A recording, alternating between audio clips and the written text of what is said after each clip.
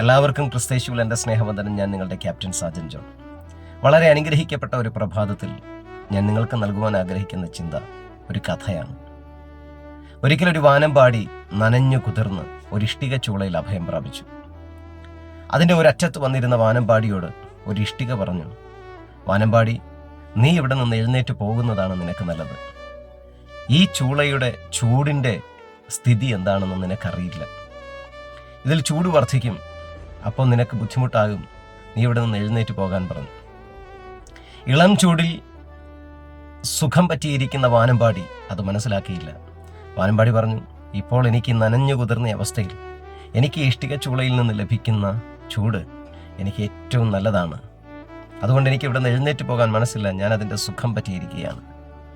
പക്ഷെ വീണ്ടും വീണ്ടും ഇഷ്ടികകൾ ഓരോന്നായി വാനമ്പാടിയോട് പറഞ്ഞു, ഞങ്ങളിലേക്ക് ഇനി ഒരു തീ ഇരച്ചു കയറും. അപ്പോൾ ഞങ്ങൾ ചൂടുള്ളതായി മാറും. അപ്പോൾ നിനക്ക് സഹിക്കാൻ പറ്റാത്തതായി മാറും. ചിലപ്പോൾ നിനക്ക് ഇവിടെ നിന്ന് എഴുന്നേറ്റ് പോകാൻ ഇനി പറ്റിയില്ലെന്ന് വരും. ചൂട് വർദ്ധിക്കും, തീ ആളിക്കത്തും. ഇതൊക്കെ പറഞ്ഞപ്പോഴും അതിനെ ഉൾക്കൊള്ളാൻ തയ്യാറാകാത്ത വാനമ്പാടി ആ ഇഷ്ടിക ചൂളയിൽ അങ്ങനെ തന്നെ ഇരുന്നു. കുറച്ച് സമയം കഴിഞ്ഞപ്പോൾ തീ ആളിക്കത്താൻ തുടങ്ങി, ചൂട് വർദ്ധിക്കാൻ തുടങ്ങി. ആ ചൂടിൽ വാനമ്പാടി കത്തിക്കരിയുന്ന അവസ്ഥയുണ്ടായി. ഞാൻ ഇന്ന് പറയുവാൻ ആഗ്രഹിക്കുന്നത്, ചിലപ്പോഴൊക്കെ നമ്മളും അങ്ങനെയാണ്.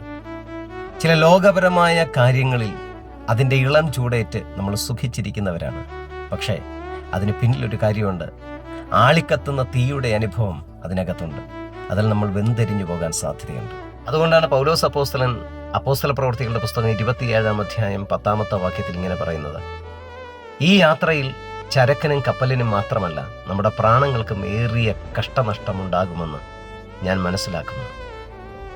ഈ യാത്രയിൽ നമ്മുടെ പ്രാണന് വില കൊടുക്കുന്ന ഒരു സ്വർഗത്തിലെ ദൈവമുണ്ട്. ആ കർത്താവിൻ്റെ മുമ്പിൽ പ്രാണന് സുരക്ഷിതമായി അവൻ്റെ കരങ്ങളിൽ മടക്കിയേൽപ്പിക്കേണ്ട ദൗത്യം നമുക്കുണ്ട്. അതുകൊണ്ട് ഈ പ്രാണനെ ഒരു ഇഷ്ടിക ചുളയ്ക്കും കൊടുക്കാതെ കർത്താവിൻ്റെ കരങ്ങളിലേക്ക് ഭദ്രമായി തിരിച്ചേൽപ്പിക്കാൻ സ്വർഗത്തിലെ ദൈവം നമ്മളെല്ലാവരെയും അനുഗ്രഹിക്കുമാറാകട്ടെ. ആമേൻ.